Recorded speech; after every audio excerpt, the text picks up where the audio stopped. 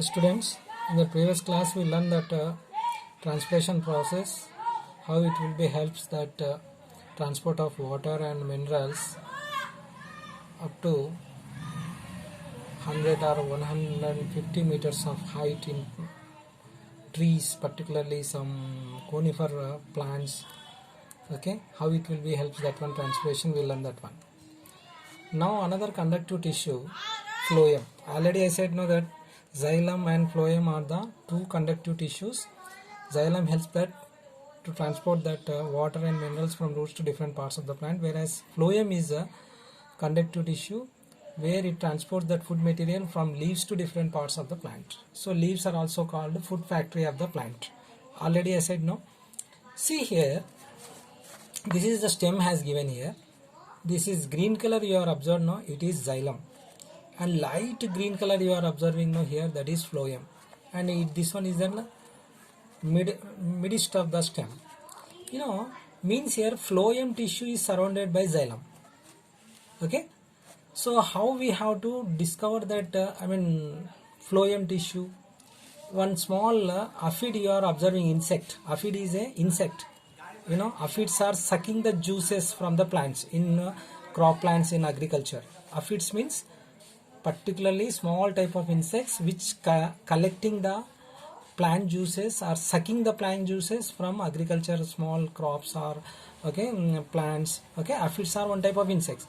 See, when they collected this portion, proboscis, here you observe, this is very sharp needle like structure from the body form, from the aphid's body form, this proboscis with the help of that, it sucking the juice from the internal part of the plant.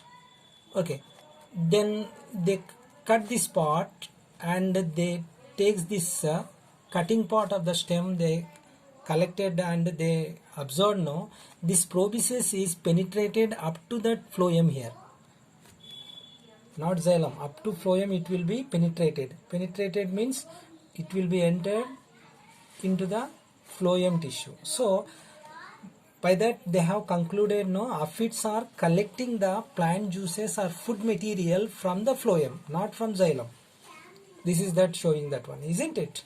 This proboscis is enter here in the phloem tissue. So like that after collecting the stem material and they tested where they observed some amino acids and sugars. So amino acids and sugars are the food material, so like that they concluded that particularly phloem tissue transports the food and carbohydrates, sugars are transported from leaves to different parts of the plant. This is the small experiment by which they have concluded phloem has transports the food material from leaves to different parts of the plant, and that phloem has surrounded by xylem tissue, isn't it? Here thick green part is a xylem and light green part is the phloem. So phloem, for example, if you take, this is stem cross section and this is xylem and this is phloem and this is the middle part of the stem, isn't it? This is xylem, this is phloem, like that here. Okay, then how, again some other experiments are also prove that one, the importance of phloem tissues. Here you observe,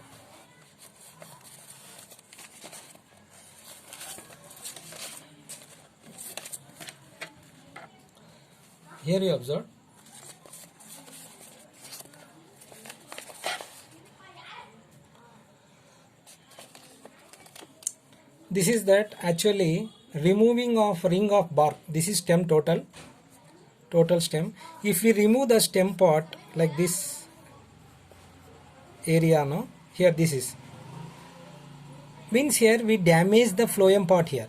We damage the phloem part. Xylem and phloem has damaged here. So in the damaging part, actually here plant is there, leaves are so and so there, from leaves to food material will be reaches to the all parts of the body, along with the, it will be reaches to roots also.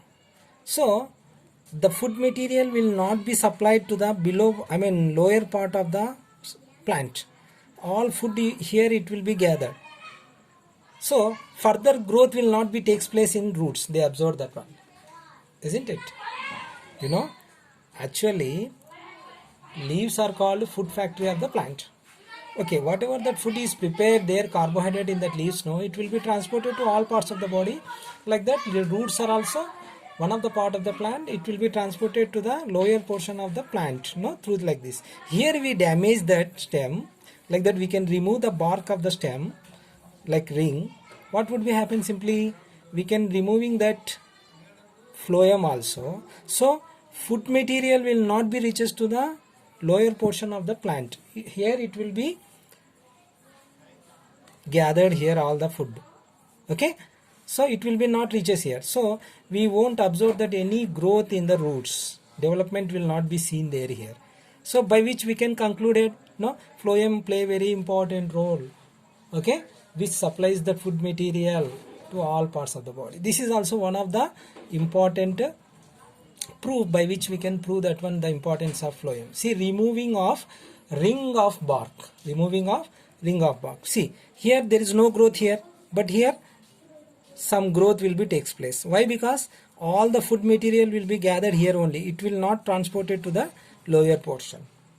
Okay, so like that there is no growth or development is seen in the, okay, below the damaged part of the stem. Means roots will not growth will not takes place. The other okay, parts of the stem will not be, growth will not be takes place. But here some growth will be takes place. Why? Because food material reaches up to here only and here gathered. It will be not transported to lower portion. So by which we can prove that one. Particularly phloem is a important conductive tissue which transported that food material from leaves to all parts of the body. Okay, any damage to the phloem, no, all around the stem will prevent that food from passing down to the roots and the tree will eventually die. So this is also happened. This is the fact of okay. So great economic importance here, because certain mammals, particularly certain mammals are collecting that food from the phloem tissue and damaging the stem.